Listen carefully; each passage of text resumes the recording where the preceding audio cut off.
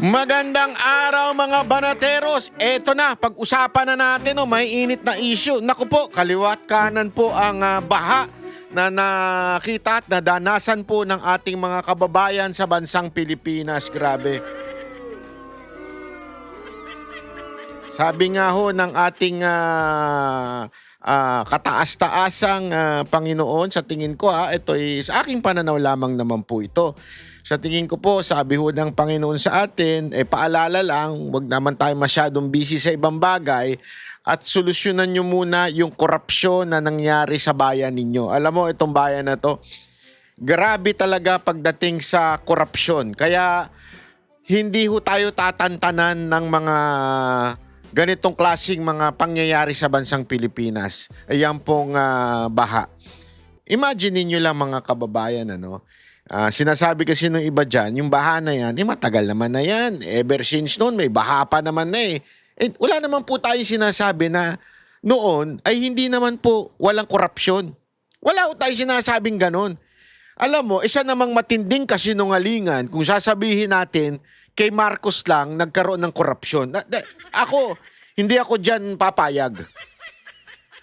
Mula noon, meron na tayong korupsyon. Panahon pa lang ni Aguinaldo, kinurap na tayo. Basahin niyo po ang kasaysayan ng bansang Pilipinas. Panahon ni Aguinaldo, panahon ni Quezon, talagang kinurap na ho tayo ng iba't ibang pangyayari sa ating bayan. Kaya hindi pwedeng panahon lang ni Marcos. Pero, ngunit natapat subalit, etong panahon lang ni Marcos ang talagang lantaran ang korupsyon at sistematiko at sasabihin na nating talagang sindikato. Bakit? Kasi lahat ng parte ng gobyerno ay talaga nga namang kinurap na. Kasi noon, pasimple pa . Naalala ko merong akong kontraktor na kaibigan.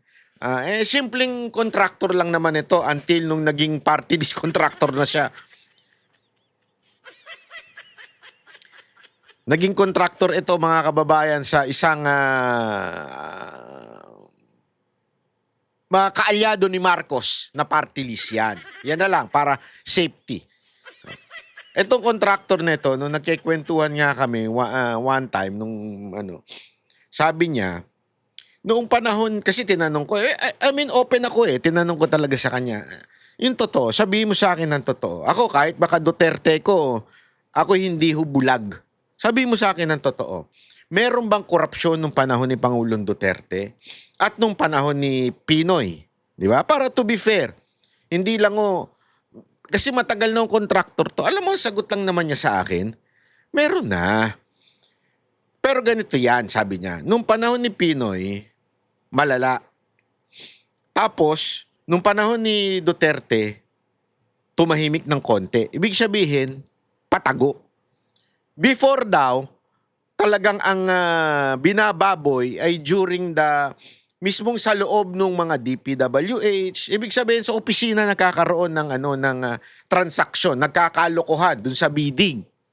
Nung panahon daw ni Pangulong Duterte, pasimple na. Hindi na ho sa loob. Kasi talaga nahuhuli sa loob. So sa labas na lang sila nagkikita ng mga magkakakuntsaba. Pero sobrang konti lang kasi iniiwasan nilang mag-create ng ingay dahil natatakot sila na baka mapansin, lalong-lalo na mapansin ni Greco Bellica. Alam mo naman si Greco Bellica, siyang chairman ng ng PACC, na institusyon na humuhuli sa corrupt within the executive branch. Na kauna-unahang kautusan ni Marcos ay tanggalin yung PACC.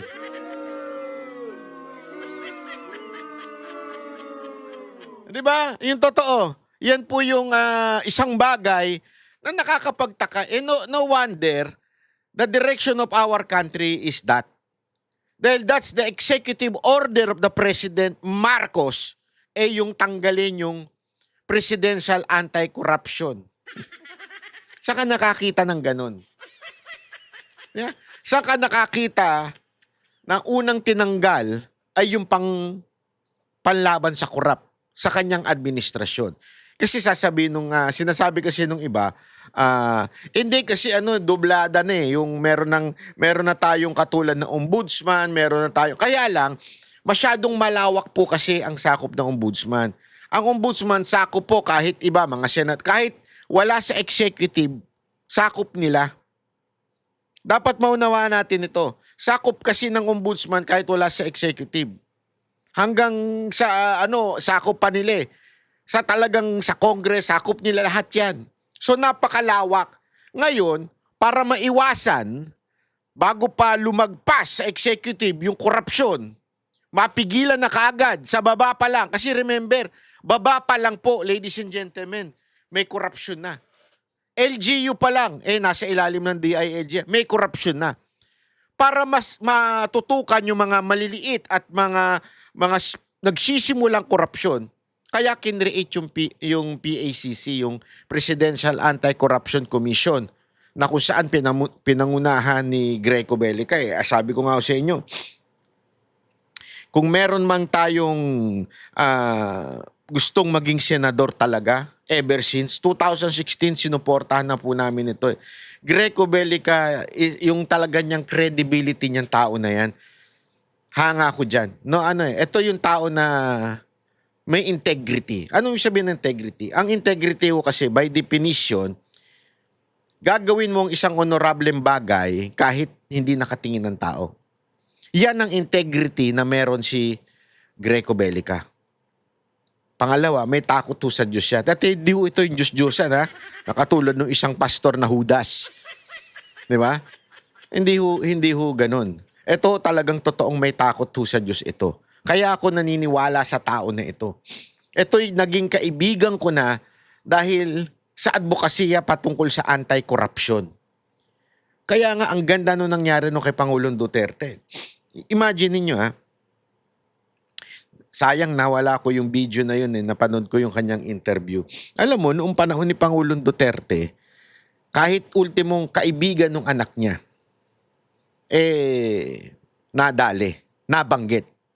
Di ba? Yun yung panahon ni Pangulong Duterte yun.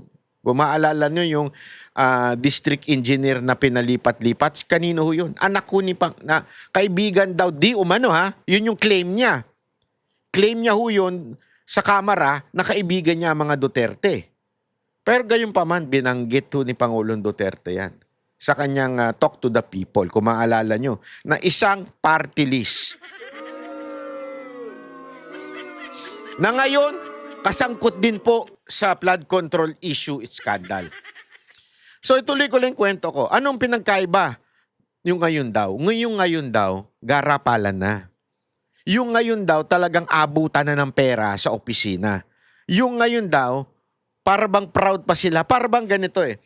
Yung before, yung kay Pangulong Duterte, tinatago.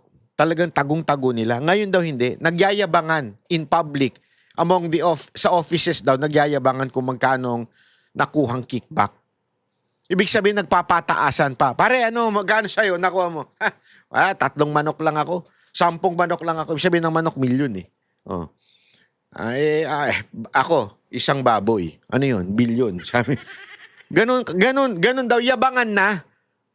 As in lantaran. Isipin mo, di ba yung kwento nga nung mga Marines. Mamaya pag-uusapan natin yan ha. Ang kwento nga nung mga Marines, papasok sa opisina ni Speaker, paglabas may daladalang pera. At sino may dala? Tauhan ba? Hindi. Mismo yung congressman. Ganon daw katindi ang garapalan. Di ba? Ang lupit, sabi ko nga, kakaiba. Hindi kasi alam mo, you cannot eradicate 100% ang corruption.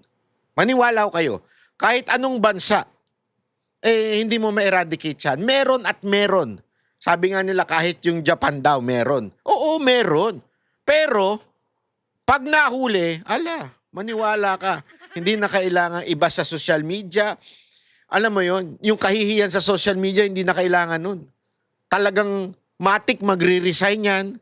Hindi lang nga magre-resign, mag-aano pa eh. Ganon sila Talagang konting mistake.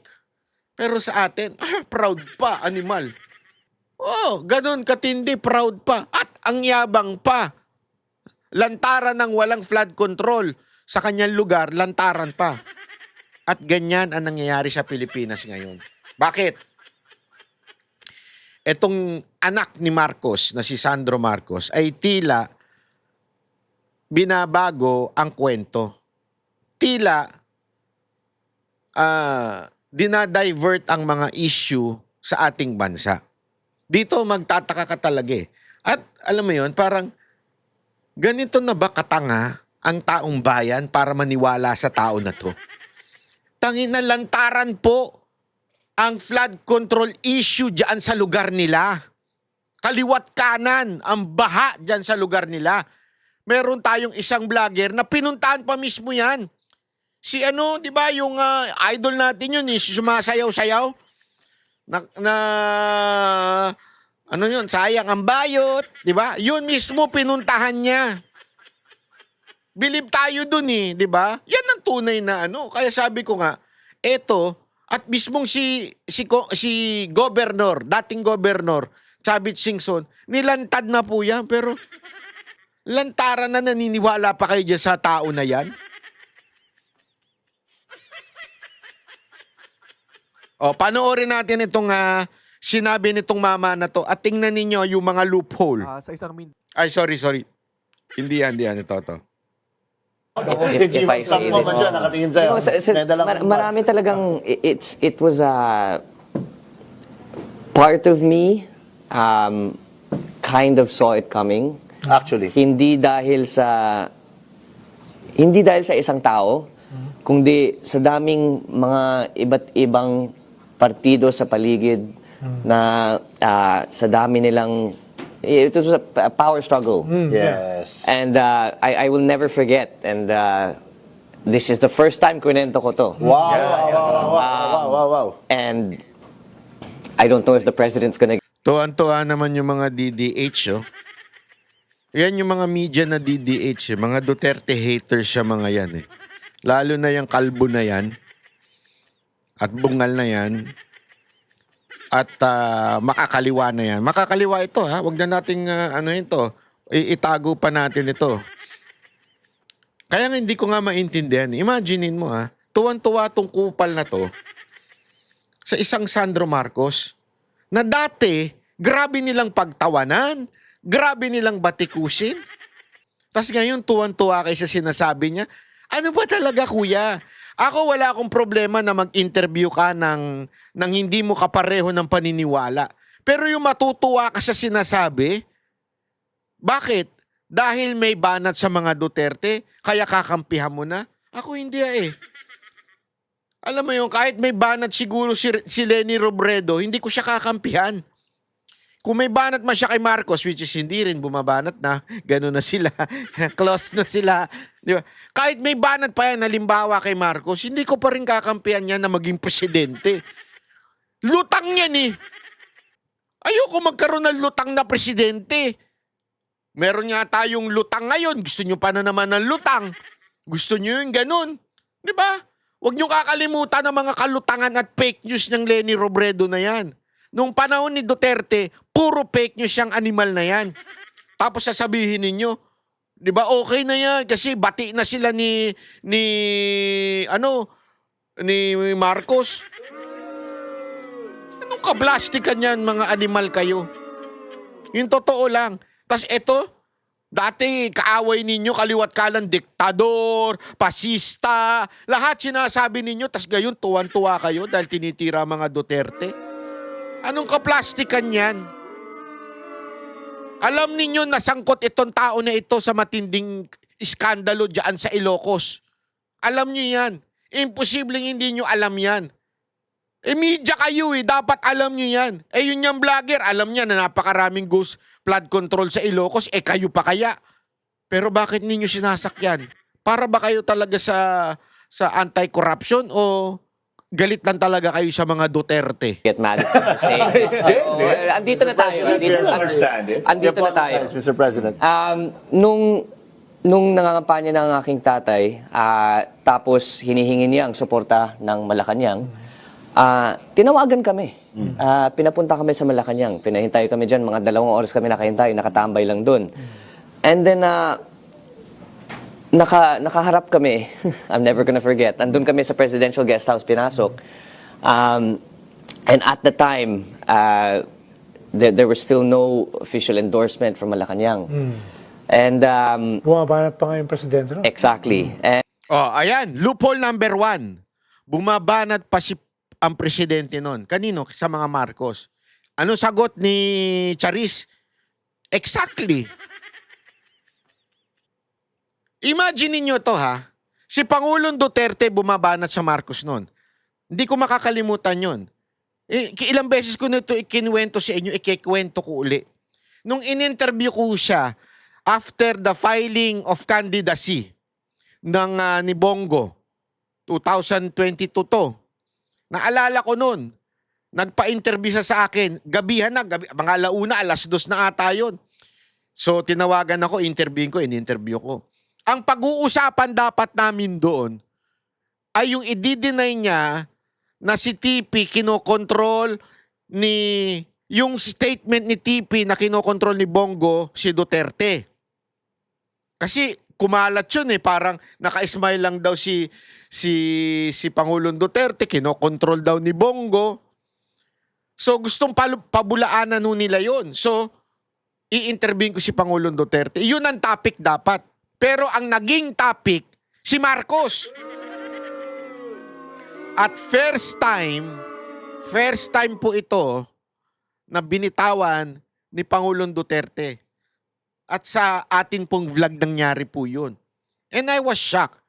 Tape po yun Pagbaba ng Zoom yun o Stream Deck, nakalimutan ko na.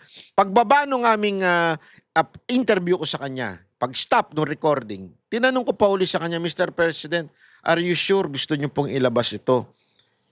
Kasi magugulat talaga ang taong bayan dito. Oo, ilabas mo yan pag di mo nilabas yan. Itutukan kita. Hindi. Walang gano'n. Sabi niya, oo, ilabas mo yan. As inulit ko pa kay Senator Bongo. Sabi ko, Senator Bongo, sure po ba? Ilalabas ko talaga to. Mawiwindang ang taong bayan dito. Sabi niya, oo, ilabas mo. As in, ganun kaya nga sabi ko sa inyo, gulat na gulat po ako noon. Gulat na gulat ako dahil hindi ko talaga akalain na mangyayari yun. At that time, it was a very, very big issue. Imagine ninyo, after nun, sinunod-sunod ni Pangulong Duterte si Marcos. Interview, speech, bago umalis papuntang ibang bansa, paulit-ulit niya, weak. At pag yan, isinama nyo sa partido ko, hindi ko papayag. Ilang beses na sinabi yun. Araw-araw na yun, mula doon sa interview ko. Araw-araw binabanatan niya si Marcos. Tapos eto, biglang sasabihin niya, pinatawag sila sa Malacanang at humihingi ng posisyon, sila daw ang maglalagay o may hinihinging kapalit para suportahan sila. Ano yun? Babaligtad si Pangulong Duterte in public? Pupurihin niya si Marcos ngayon? Pagkatapos sabihan kung ano-ano, adik, bangag, kung ano-ano sinabi niya noon, time na yun. Tapos biglang, hindi pala. Pagkatapos sabihan weak, biglang sasabihin niya, hindi pala. Imaginin mo, kaya etong sinasabi nitong batang to, halatang sinungaling talaga ito, mana sa tatay. So we were supposed to meet the president at the time. But instead, hinarap kami sa 3 tao. Hindi ko na lang babanggitin kung sino. But we were put in front of 3 people and they essentially, asked, ano plano mo, ano magagawa mo para sa amin, etc., etc. And then there was one person who's a sitting official now, hindi ko na lang sasabihin, but that's a clue. He's a sitting official now. Sinabi niya kay Pangulo na, sige, suportahan ka namin on the condition that kami yung mamimili ng ES, kami yung mamimili ng Speaker, kami mamimili ng Senate President, kami mamimili ng Secretary, basta marami silang hiningi. Imagine niyo yun, how foolishness is this? Ang tindi ng kasinungalingan nitong tarantadon to. Sabihin mo ba naman na si Pangulong Duterte ang mamimili ng Senate President, si Pangulong Duterte mamimili ng Speaker of the House, si Presidente mamimili ng ES? Anong katarantaduhan yan?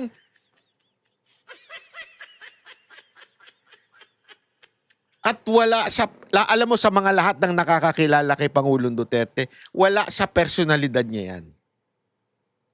Sa totoo lang although dito, obvious naman kung sino yung tinutukoy niya dito na lumapit na opisyal. Sabihin na nating, assuming lang I'm not saying talagang totoo na nilapitan sila Assuming lang na nilapitan sila talaga nung quote-unquote official na yon. Sa tingin nyo, anong tawag doon? Sabi-sabi, hearsay, ginamit lang ang pangalan ni Pangulong Duterte. Tanga kayo? Maniniwala kayo? I mean, sana kung ganito Sana kung humingi ng, pwede ba sa amin na lang itong secretary ng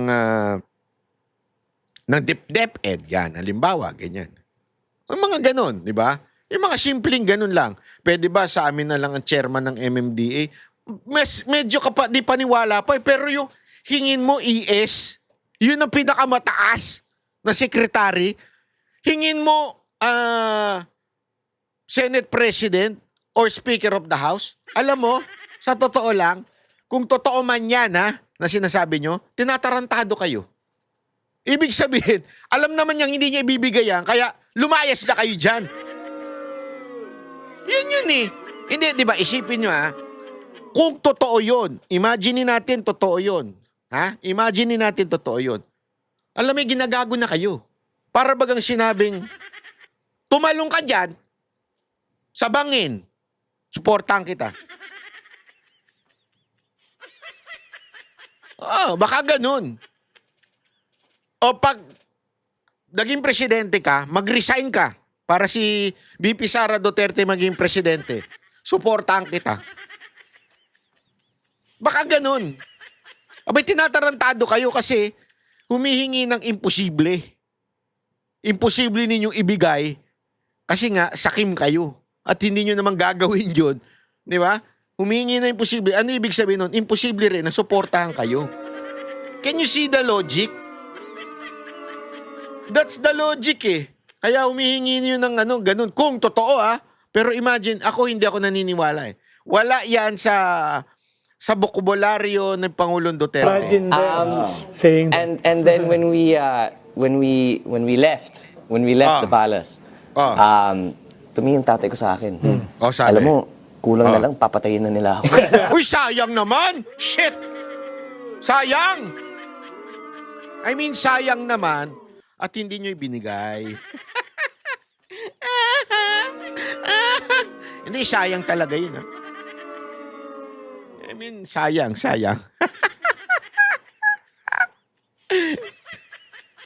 Sayang. At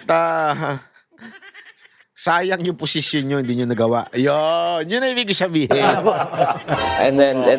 So that's it's there was Kaya you were there was a lot at play. There was a lot at play, and there were many people who I guess were vying to take power away, I suppose. Yes. So PRTV at DZMM, you just got your new supercut of the day. Well, tuwan-tuwa naman tuwan-tuwa. Anong news yun? Kasinungalingan. Mas importante ba sa inyo yan? Anong klaseng media kayo? Hindi, sa totoo lang, anong klaseng media kayo nagpapaniwala kayo dyan? That 1,000 new supercuts come out of that. I'm sorry, Mr. President. Very Nakus mo existential. pa ganun-ganun pa. Please don't get mad at me. Diba, medyo very existential yung battle ngayon Diba? Very existential Kaya, Tuwan-tuwa pa itong pinklawan na to. Kadiri talaga, no? Ako yan isang bagay na ikinatutuwa ko. Bakit? Na-reveal na talaga ang totoong kulay ng mga pinklawan at dilawan. This pink and this yellow shit, sa totoo lang, nalantad na talaga sila. They are not really for the country. They are not for anti-corruption. They are not for human rights. No. They are only for their power. Mga self-centered na mga tao ito. Mga, alam mo yun, pang sarili lang talaga iniisip nila. To the point that kaya nilang lunukin ang mga Marcos. Imagine niyo yun, no? Kaya mong lunukin ang mga Marcos for the sake of what? For the sake of what? Kasi we hate Duterte. Yun eh. Yan yung mga mukhang ganyan. Mukhang di pinagkakatiwalaan talaga eh.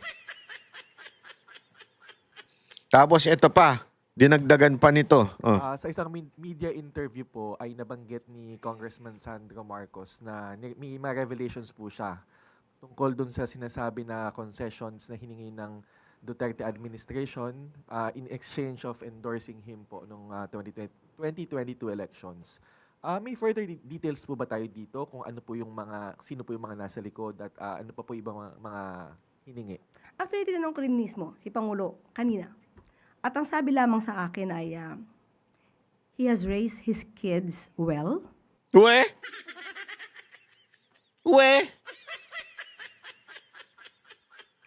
Totoo. Ano daw yun? Ni-raise daw niya yung anak niya ng maayos. Talaga lang, ha? Tuloy. And his son, Kong Sandro, will not lie. Yun lang po ang binigay na... Naalala niyo yun? Hindi ko lang kasi mahanap yung video na yun eh. Yung diring-diri si Sandro Marcos dahil nagbeso yung tatay niya si BBM.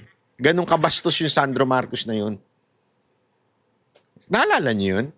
May video yun eh, na hindi ko lang kasi ano eh.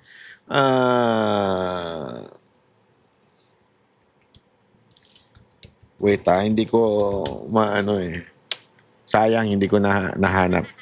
Pero doon pa lang, paano yung pinalaki na maayos? Bastos sa magulang. Di ba?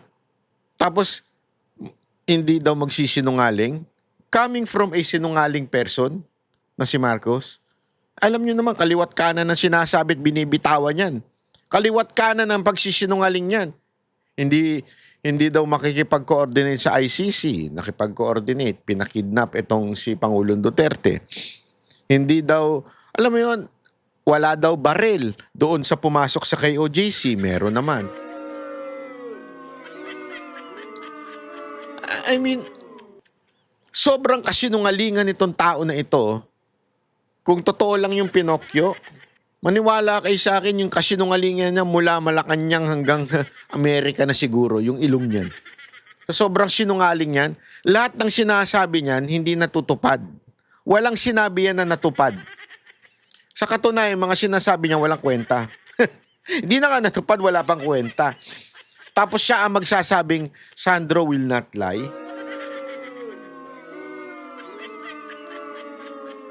I mean, that is the most stupid na masasabi ng, baback up sa'yo. Ito si Auntie Claire, alam mo talagang feeling talaga nito hangang-hanga ang mga tao kay Marcos, no? Hindi sumasaksak sa kokote niya. Kasi by saying that, para niya sinasabi na,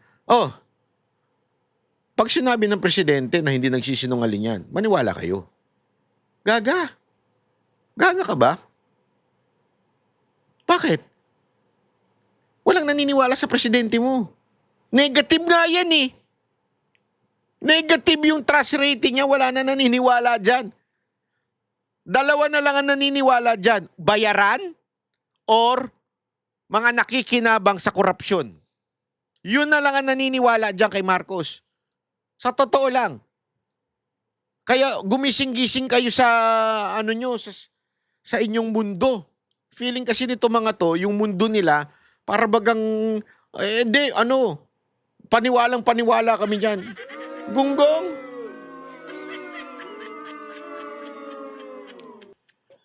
Ewan ko mga kababayan, that is the most stupid thing na ever. Alam mo, meron pa ako ipapakita sa inyo. Hindi ko alam kung may gera na ba sa Pilipinas. May gera na po ba sa Pilipinas? Ha? May gera na po ba?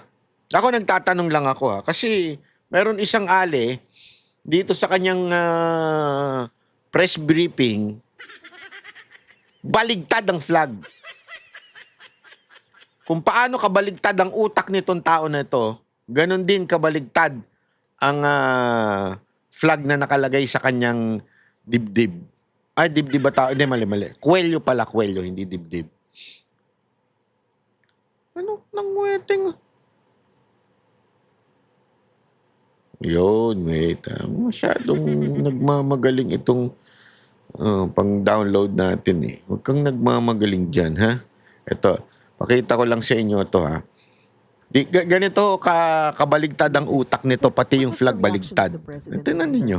The request of US to extradite Pastor Apollo Kibuloy. Opo, nakausap po natin kanina mismo ang Pangulo at sinabi po niya na kailangan po talaga itong pag-aralan mabuti. Pero in a couple of weeks ay magbibigay po sila ng anunsyo kung ano ang magiging desisyon para dito. Can you Tinan niyo, enlighten us, Yusek, as a lawyer, ano po ba yung sinasabi ng batas natin when it comes to extradition? Is that allowed even though... Walang the alam pastor yan. is Huwag mo facing nang tanungin yan tungkol dyan. Bobo yan criminal eh. liability or criminal case here in the Philippines? Nasa agreement po yan, nasa treaty Paano bobo niya, no? Tingnan ninyo yung plug niya. Ganyang kabobo yan. Ultimong plug, baligtad. Kaya wag nyo nang tanungin yan tungkol sa treaty. Walang alam yan. Hindi totoo. Walang bira. Walang alam yan. Ngali na yan. Treaty. Plug nga, hindi niya nga masuot na maayos eh. with the US at kasama po ito sa provision. Kaya meron tayong dalawang options.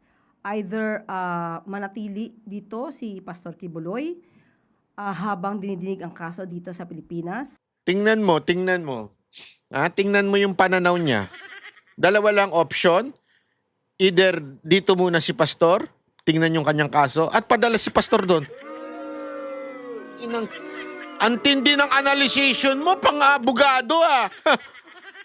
Anong ablabo ng analyzation ito? Oh. Alam mo, lumayas ka na dyan, wala ka talagang alam. Wala ka talagang alam. Sa totoo lang, na ako pinagdududaan ko na kung paano ka nakapasa ng bar exam eh. Yung totoo, hindi ko alam ha, kung nakakapasa ka ba talaga? Hindi, alam mo, ito simple lang naman eh. Ganito sana ang sagot mo. Matutuwa pa sana kami. Alam mo, hindi ba kayo nagtataka? Ito, explain ko lang sa inyo ha. Hindi ba kayo nagtataka na bakit biglang lumabas itong extradition case ni Pastor? Noong pang inaantay na ni Pastor yan. Matagal nang inaantay ni Pastor yan. You know why? Because doon, na-dismiss na yung mga kaso ng mga kasamahan niya sa Amerika. Yung, di ba, marami silang kinasuhan. Lahat yun na-dismiss na, sa kanya na lang itinira. Ibig sabihin, sobrang hina po nung kaso. At tumagal ng sobrang tagal ang paghingi ng Amerika sa kanya dahil nga mahina yung kaso. Siya nga ang nangungulit sa abogado niya sa Amerika na ano nangyayari? Bilis, ano yun na? Mas gugustuhin namin dyan kasi tandaan ninyo, yung katulad nila Ontiveros na tuwan-tuwa at saka yung iba pang mga komunista, tuwan-tuwa na kesyo finally daw mapapadala na doon si Pastor. Sa totoo lang, mas gusto ni Pastor doon. Alam niyo kung bakit? Kasi kahit papaano doon may justice pa eh. Doon talagang mas masasabi mo yung justice denied is justice, mali, justice delayed, justice denied. May ganun pa eh. Dito wala. Alam niyo kung bakit? Eto. Kung talagang guilty si Pastor, maniwala kayo, dapat ngayon convicted na yan. After, alam niyo kung gano'n nakatagal si Pastor sa kulungan? 2 taon. Kung talagang guilty yan, noon sa lahat ng kanilang paratang, ay ba'y matagal ng convicted yan. Alam nyo kung bakit bigla lumabas tong extradition? Kasi nga po, ang hinala po ng mga karamihan dyan ay talagang sinabihan na ng Amerika, alisin nyo na sa amin ito. Kasi mukhang hindi na namin kayang patunayan na may kasalanan nito. Makakalaya na si Pastor eh. Malapit na. Malapit na dapat makalaya. Bakit? Lahat po ng abogado. Yun na nga lang isang witness. lahat po ng witness taob. Nga, hindi lang ako pwede magkwento, pero grabe yung napahiya sa korte. Ultimo ngang yung isa sa mga binayaran na witness, di umano, allegedly, na si Karen para mag-testify against pastor, inamin na niya na inalok lang siya at na-tempt siya na pumayag sa kampo ni Ontiveros, di umano, allegedly, pumayag para idiin si pastor. Ang problema na konsensya. May conviction. Yun kasi hindi maunawaan ng iba Ang galaw ng espiritu kakaiba. May conviction po Siguro pwede mong, yung konsensya pwede mong tapalan ng pera yan Yung konsensya. Madali lang tapalan ng pera ang konsensya. Pero iba ang conviction. Conviction, naku po, napakahirap niyan. Yung peace, mawawala sa'yo.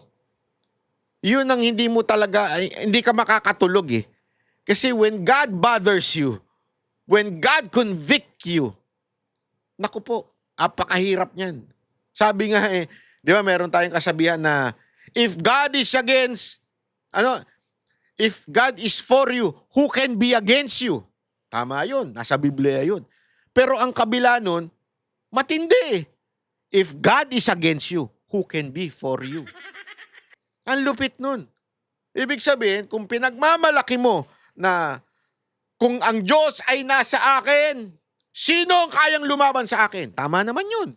Di ba? Tama naman po yun. Pero ang problema ito, pagkaaway mo ang Diyos, sino ang nasa iyo? Kahit sinong kakampi mo, alipores, senador dyan, pag ang Diyos na ang kaaway mo, ano na yan, it will really bother you. Sobra yan, yung conviction na yan, antindi niyan. Hindi ka patutulugin yan, hindi ka pakakainin yan. Your whole body, your bone is in pain because of that conviction. Maniwala kayo. That's a true Christian. Ang Christian kasi, ito hindi maintindihan ng iba Ang ordinaryong tao, pag nagkasalanan, walang conviction, konsensya, konti. Pero wala. Proud pa nga yan Pero ang Christian, totoong nabuhay man na muli sa espiritu, pag yan po nagkasala, antindi ng conviction yan. Kasi it's no longer his nature to sin against God. So yung conviction niya matindi, gano'n na nangyari kay Karen Nangyari. Di ba? So ibig ko lamang po sabihin, ang bali-balita kasi, at dinig-dinig natin dyan, talagang ni-request na ng Pilipinas na pwede ba kunin nyo na sa amin to kasi konti na lang makakalaya na to sa Pilipinas Ina-expect nga September Tapos biglang lumabas to. Diba? Kasi mahina talaga yung kaso niya dito As a matter of fact, it was dismissed a long time ago. Binuhay lang. Binuhay lang. Tapos, ngayon, sobrang hina talaga. Wala nang choice Kasi ano na yan merong, kalimutan ko na kung ano yung specific motion to, parang failure to something, to convict or something, o failure for, parang ano ba yun? Sandali ChatGPT, turuan mo nga ako dito, animal ka. Tanong natin kay ChatGPT. ChatGPT, hoy, gising. Wait lang ChatGPT, ano ba yung legal term dun sa motion na pinadidismiss mo na dahil ang tagal nung trial?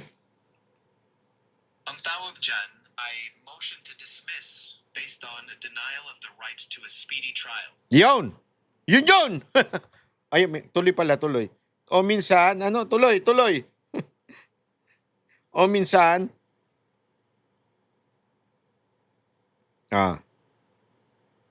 ayun, to speedy disposition of case. So, may ganun So, walang choice na yung judge kung hindi i-dismiss na yan. Pero, dahil ayun na nga, once and for all, na ito na extradition, basta ito lang ang gawin. Alam mo, si Pastor, tuwan-tuwa yan pag nagkaroon ng extradition. Bakit? Doon, matindi ang abogado ni Pastor doon. mga Harvard graduate ang mga pastor, mga abogado niya doon. Talagang siguradong yayariin yung mga false witness doon. Sigurado yan. Dadapa yung false witness. Alam mo kasi, hindi mo basta-basta pwedeng maloko ang justice sa Amerika. Kaya talagang kawawa yung witness doon pag kinross-examine ng mga Harvard graduate na abogado ni pastor. Kawawa talaga. At kaya nga siya tuwan-tuwa dyan, isipin nyo kung sakasakali lang, i-trial siya doon. Una-una, may bail doon.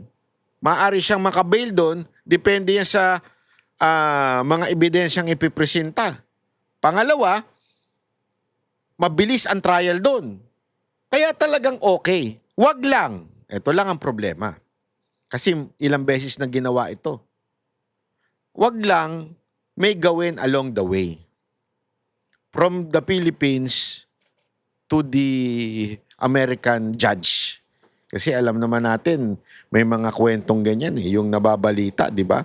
Yung ang isa although hindi ganito si pastor yung Epstein nga, di ba? Napatay, biglang namatay. Bakit? Kasi nga may involved na ibang mga big politician sa Amerika doon sa kanyang Epstein files na yan. Kaya ano nangyari? Niyari bago pa umabot sa judge kasi magkakabukingan kung sino yung mga kasama niya. Oh. Hindi ko siya sabing ganun ng kaso ni pastor pero ang punto lang dito, ginagawa yan. Pag alam nilang mahina yung kaso at gusto nilang ma-eradicate yung tao na yon, naku, isang black ops ka lang. Alam niyo na yan, napapanood niyo yan sa television Yung mga fiction film sa Hollywood, totoo yun. Maaaring fiction lang yung style, yung action scene, pero talagang ginagawa nila yun. May mga black ops sites na talagang pag niyari ka, yari ka. At ilang beses na po silang nagkamali. Yung ultimo ngang, di ba yung binomba nila yung Iraq ba yun? Wala. Tas biglang inamin ng presidente na wala naman palang nuclear doon. Anong kahihiyan yun? Pagkatapos yung bombahin lahat, tulihin, at ibigti yung leader nila. Ay, wala pala. Ay, wow, mali. Alam nyo mga kababayan ito baka sabihin ng iba, kasi taga-SM na kayo, kaya nyo pinagtatang. Hindi po, hindi ko talaga ibebenta kaluluwa ko para ipagtanggol ang isang tao sa tingin ko masama.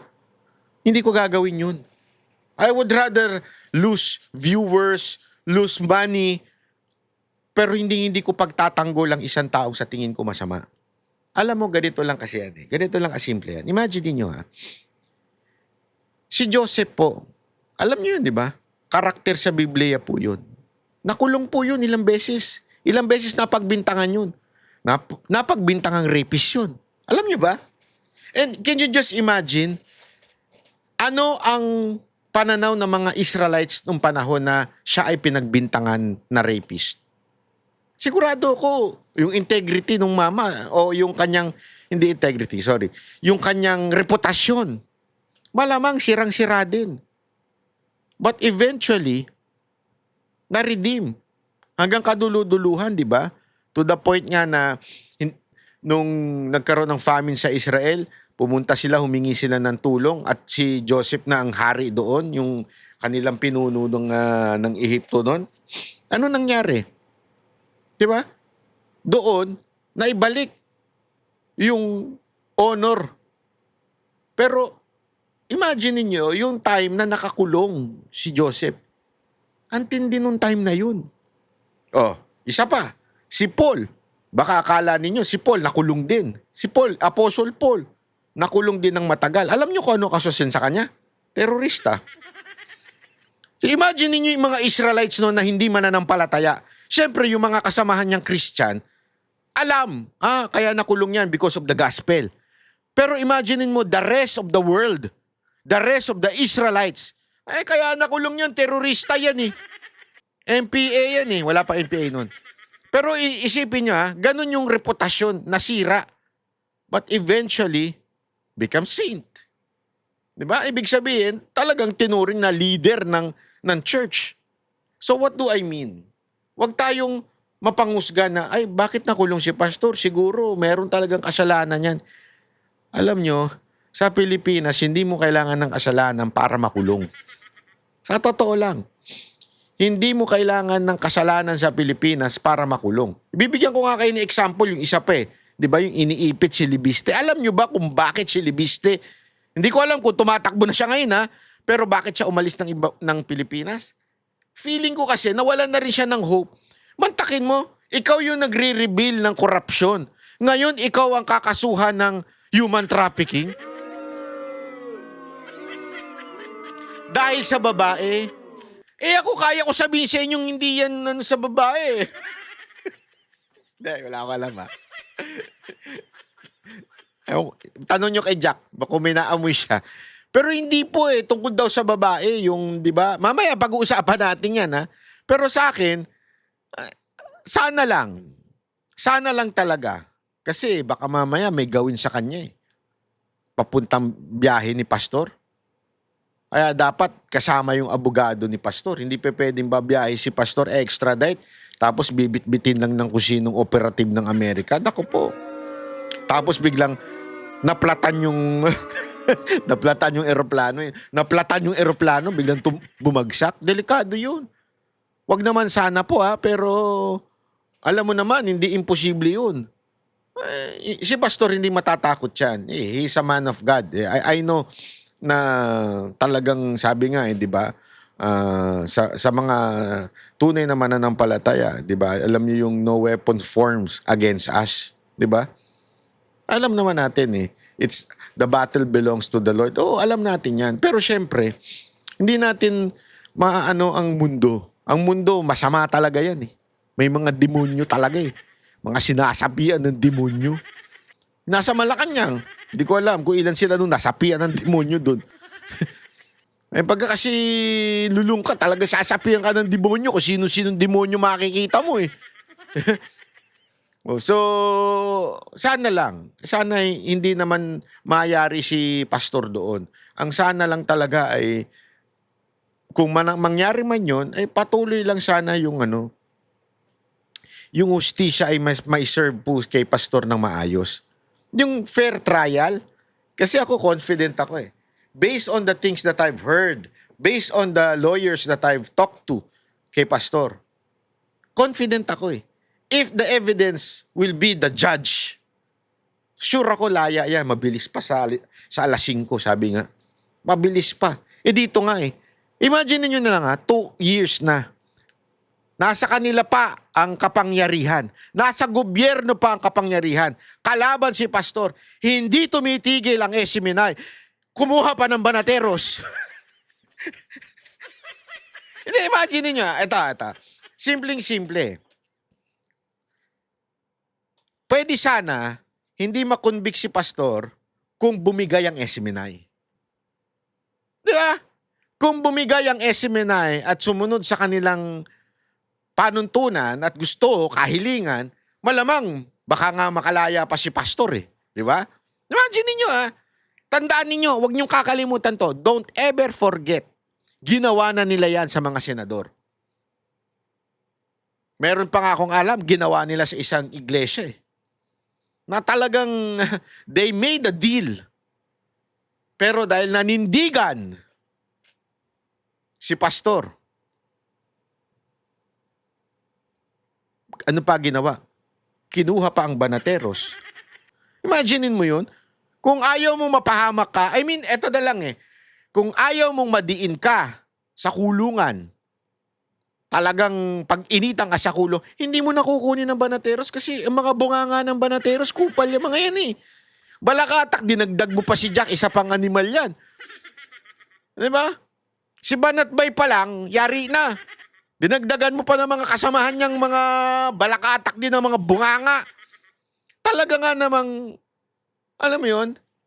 Ibig sabihin, hard-hitting talagang SMNI. Hindi lang naman kami. Kinuha pa si Guanzon, nandiyan pa si Topacio. Talagang todo. Kung laban, laban. Magkamatayan na kaya, alam mo, hindi mo pwedeng sabihin na, kaya tumagal yung kaso ni pastor kasi bumibigay si pastor sa kahilingan ng administrasyon? Hindi.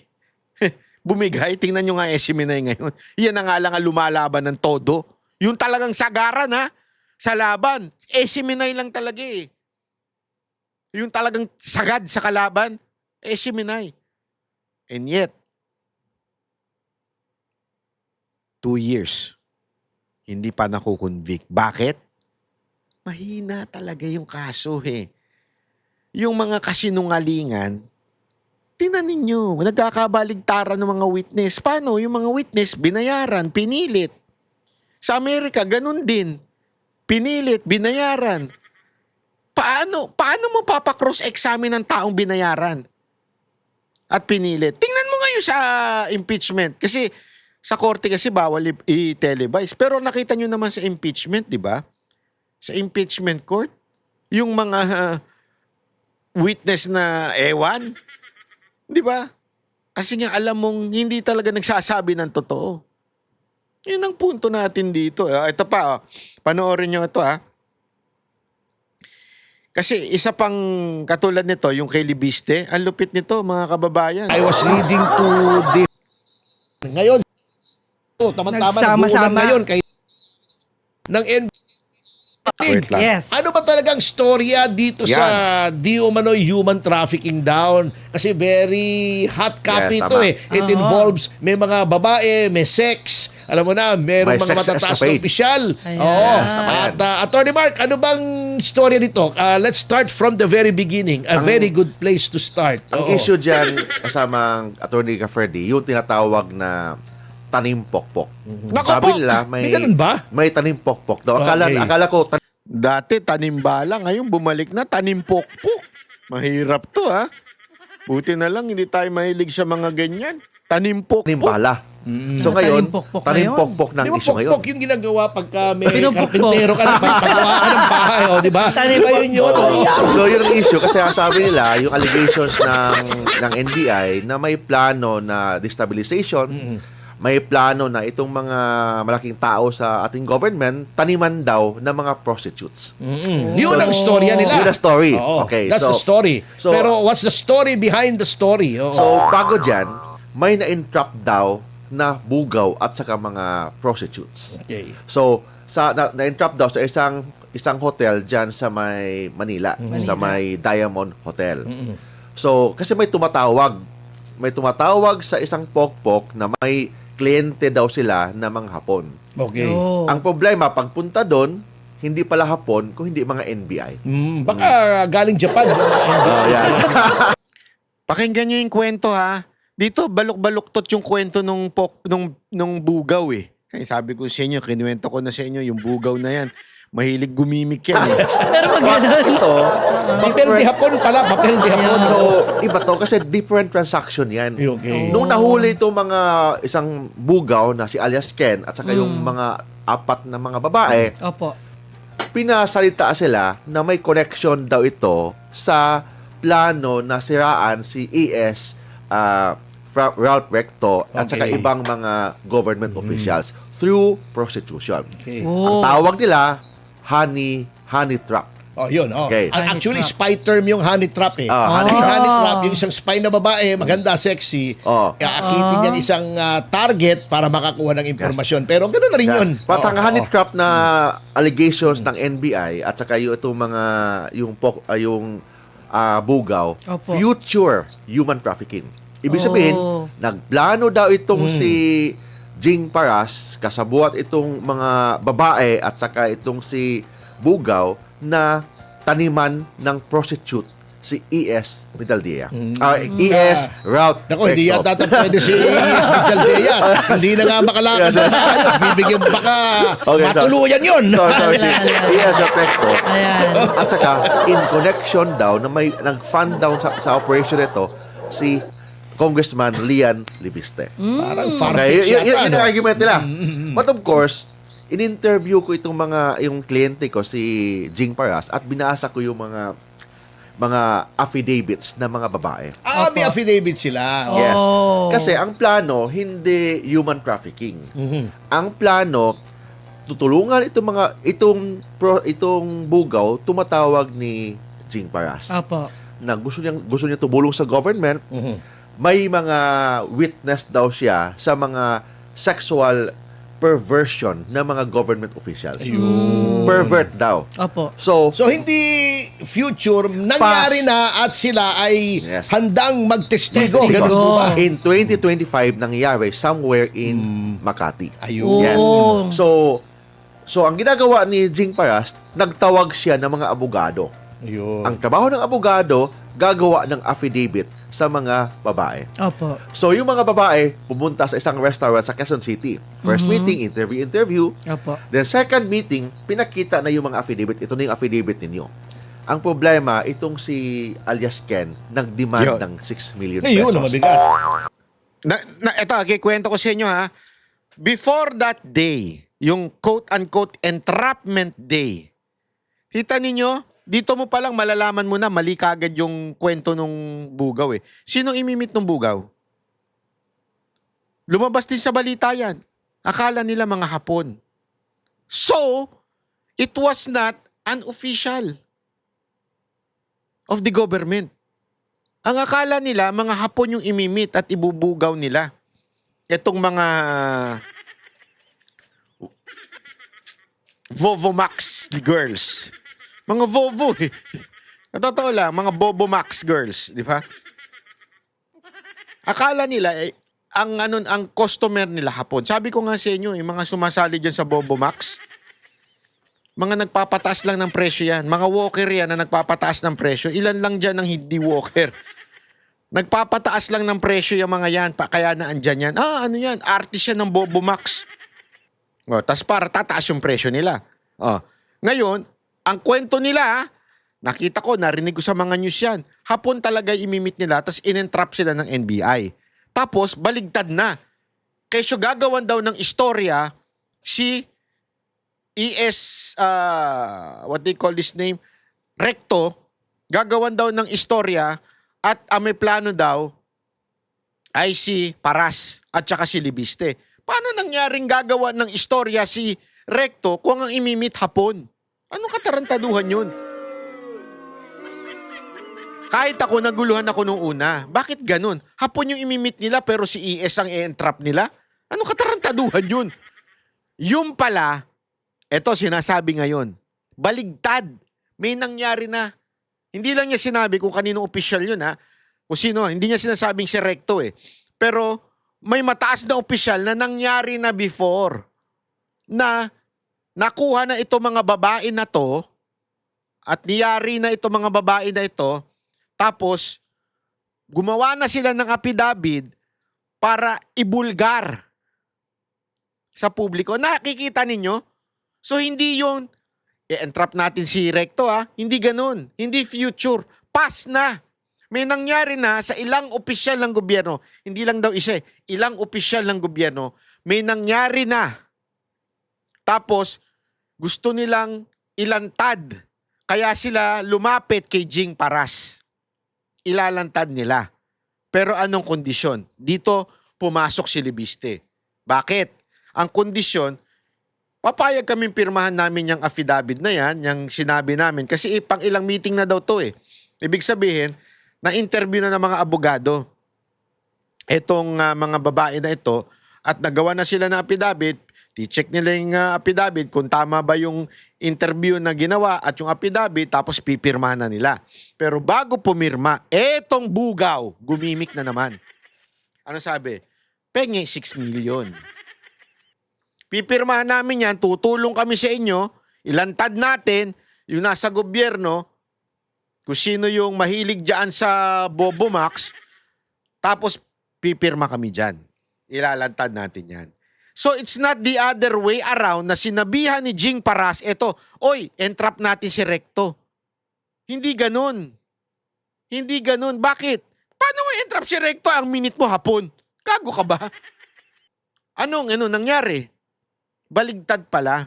Meron na pala talaga silang gustong ilantad. Kaya lang, nung naningil, umatras na ho etong si Jing Paras. At ang pagkatanong pa nga dito pwede ilapit mo na lang kay Libiste. Hindi nang galing kay Jing Paras yun yung ilapit mo na lang kay Libiste kasi ang alam nila, milyonaryo si Libiste, gawin mo na lang parang financier mo si Libiste. Ang nagsabi niyan, yung bugaw.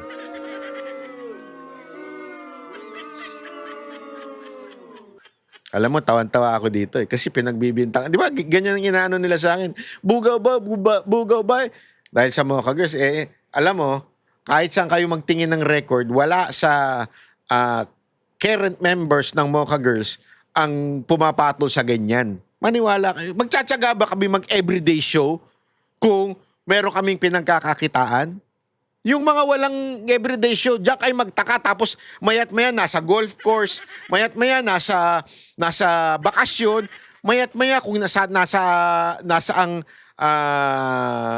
may mga malalaking bahay, sasakyan, bakasyon, nagtitrip sa iba't ibang bansa, pero walang mga trabaho, walang show. Doon kayo magtaka. Pero sa Mocha Girls na araw-araw nagtsatsagang mag-show, ay bay, kung may pera kami at kumikita kami ng beyond doon sa aming hindi na kami mag-show. Gago ba kami? Pagpapakapagod kami sa barya? Hindi. Kasi nga, trabaho kasi talaga namin ito. Ito ang trabaho namin. Ngayon, pinagbibintangan nyo akong bugaw, yan, bumabaligtad tuloy sa inyo yung bugaw. Sabi ko sa inyo, ang karma is digital. Sabi ni Kong Paras, ang purpose natin is this is for the country. For transparency, Para sa bayan. accountability, and yung advocacy ni Kong Paras is anti yung tinatawag na corruption. So, linisin ang government. Yes. Sabi naman ito ni Mr. Ken, hindi pwede. Kailan may bayad kasi babanggain natin ang mga malaking tao. At least may fund for magtago yung mga babae. Opo. And of course, dapat 1.5 million sa kanya. Yun yan. Agad-agad. So, nag-demand ng pera, Ng pera. yung So, manager. yes. So, tagwagin na lang nating manager. Manager. Okay, Yung manager. mga Si manager, talents na lang. talents Sabi naman na ni lang. manager, kung wala kayong fund, Congressman Jing, kausapin nyo si Lian Libiste. Siya dapat mag-fund kasi So, siyang sa kanang galing doon kay alias Ken. Yung alias mga- Ken lahat. Hindi, Bibigay walang ng kaugnayan si instruction. Congressman Leviste. Leviste. wala. So, kausapin nyo si Congressman Libiste na siya mag-fund ng 6 million. Aba? Ano ba tingin nila kay Congressman Leviste? Bangko? Made of money. Kasi yung Hindi isang naman involved, kalaban ni Congressman Libiste sa local politics in Batangas. Yun naman. Yun ang koneksyon. So, yun ang koneksyon. Yun ang koneksyon. So, ibig Ayan. sabihin, Nagigets ninyo? Parang tinukoy na rin dito ni attorney kung sino yung ilalantad ng bugaw eh. Kasi ganito ang nangyari. Ang sinasabi, hindi ang lumapit si Jing Paras dun sa bugaw. Yung bugaw ang lumapit. Jing Paras. Kinuwento naman, eto kasi, kinikwento ko dun sa isang interview rin ni attorney Mark. Sabi niya, parang ganito ang nangyari. Lumapit yung bugaw, sinabi niya, Jing Paras, meron akong info. Meron ito, nangyari noong 2025. Kinuwento to ni Attorney Mark 2025 may nangyaring, alam mo na, sex capade. As in, pinasayaw, isa, dalawa, hindi lang mahilig sa mahilig sa bangbang. 'Di ba? Mahilig sa bangbang daw yung opisyal. Tapos, ngayon, gago ito kasing bugaw eh. Mukhang pera to, kahit noon pa, mukhang pera na to eh. Mahilig gumimik talaga to eh. Sabi niya, gusto mo ng info? Meron kami. Etong isang opisyal. Ngayon, ang tanong ng isang reporter do sa bilyonaryo yun, paano nakilala ni Paras etong si Bugaw? Kasi nga, remember, si Bugaw, ang mga binubugaw niya, mga Bobo Max artist. Okay? At etong si Jing Paras, producer ho ito ng mga pelikula din. Aside from she is a congressman, producer din po siya ng pelikula. So, alam niya na kalaban ito. Kalaban nila Jing Paras itong basta itong opisyal na sinasabi. Sabi niya, eto meron akong alam, baka gusto mo. Oh, sige, tara, ibulgar natin yan. Matindi yan. Yun ang sabi, di ba? Biglang umirit daw tong si Bugaw, sabi niya. Pero pahin niya ako 6 million. Tigi 1 million yung babae, sa akin 1.5. Sa kanya 500. Aba, binigyan pa ng katkong si Para. Sabi niya, wala, hindi. Nakikipaglaban niya ako sa korupsyon, tapos gusto mo, ikukurap mo ako ngayon, dadaanin mo ako sa pera. Sabi niya, may kaibigan ka naman si Libiste. Kalaban ni Libiste ito. Yun lang yun. Hindi niya sinabi kung sino yung kalaban ni Libiste. Ay na, pero obvious naman, ano? Yun ang sinabi ni Mark, ha? Kaya inalok kay Libiste kasi kalaban daw ni Libiste itong politician na alam ang info ng Bugaw. May nangyari doon sa kanya mga alaga at doon sa mataas na opisyal. Ang plano is mag-testify itong mga babae na may nangyaring human trafficking somewhere in Makati. So, Involving high government official. Hindi natin sabihin yan. Pero alam na ng mga followers natin yan. Opo. Tapos, binasa ko yung mga affidavit. Okay, binasa ko yung gawa ng mga abogado. Okay. Nung binasa ko, yung si government official, 2 babae, 3 babae, sabay-sabay. Ba, malakas. Oo, sabay-sabay. Kahit na, may word pa na ginawa. Bang, bang, dang, dang. Alam niyo yung kanta na yun? Dang, dang, grabe yung public official na yun, ha? Kahit na daw, hindi na daw tumatayo. Kasi, ay, hindi na tumatayo! Tamad! Nakahiga lang? Nako, koko ko sa'yo. Gumamit ka nung ginagamit ng isang senador. Kaya matanda na eh. Opo. Tapos nagtapon ng pera, pinapainom, at may drugs pa. Naku, Yun ang mabigat patay tayo. doon. Mabigat And yan, yung isang mabigat. babae, minor pa. Yun. 16-year-old or 17-year-old. Okay. Ay, grabe naman yun. Mahilig sa bata, si Lolo. Sino kaya yun? Sino kaya yung lolo na yun, ano? Kasi, ba't ko nasabing lolo? Kasi di na daw tumatayo. Unless may diabetes yun. Tapos mahilig sa artista. Kasi Bobo Max eh. Sino kaya yun? Sino ba ang mataas ng opisyal na mahilig sa artista? Baka may asawang artista yun. O ano sa tingin ninyo? Hindi ko kilala eh. So, doon Yun ang salaysay. Yun ang salaysay ng mga babae. ng mga babae. Oo, na yun ang nakita mo na affidavit nila. Tapos, nung hinuli na itong si Bugaw, Si Bugaw. at saka yung mga babae, naiba ng kwento.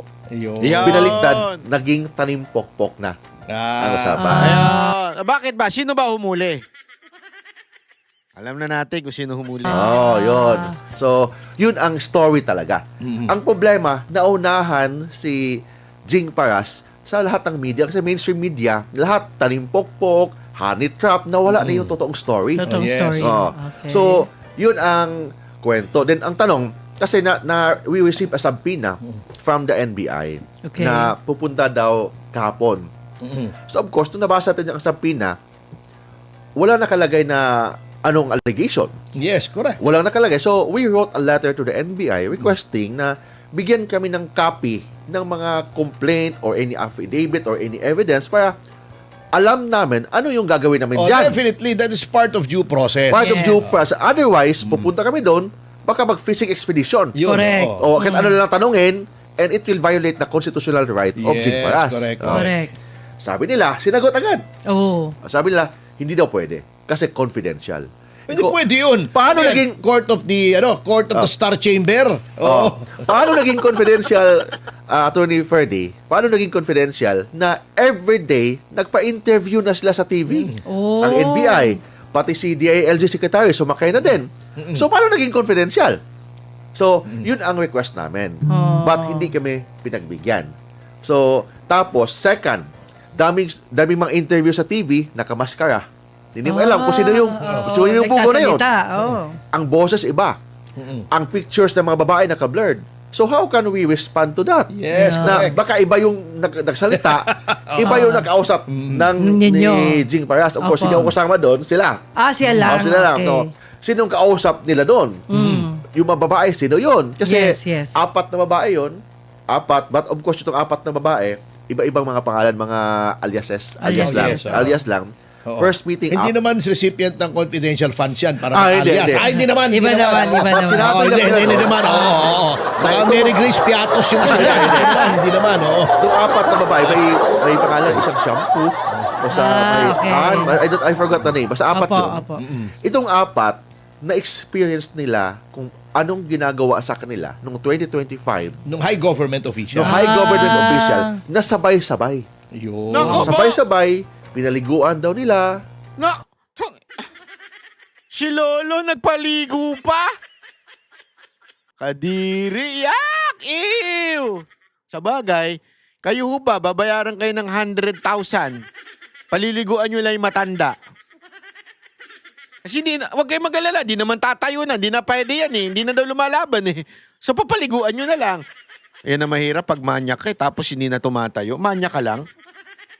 Hirap nun. Tapos may mga sexual act pang ginagawa, pinatake sila ng cocaine habang Naku ginagawa po. ang isang sexual Ayun ang activity. mabigat. Yun yan. Yun ang importante dito. Kaya lang, syempre... Naunahan. Oo, Nabaliktad yes. naging tanim pokpok. Ang tanim pokpok, ibig sabihin sa tanim, future human Yes. trafficking. Oh. Ayan. Ito, hindi walang future kasi nangyari na. And yung nangyari ito noong 2025, hindi kasama si Kong Jing Paras. Hindi kasama si Leandro Leviste. Kung hindi, Wala namang participation. No participation. Oo, noon sa 2025, yun ang istorya ng mga testigo noong yes. gumagawa ng affidavit. oh, tama. So, our best defense is katotohanan and logic. Yes. Bakit logic?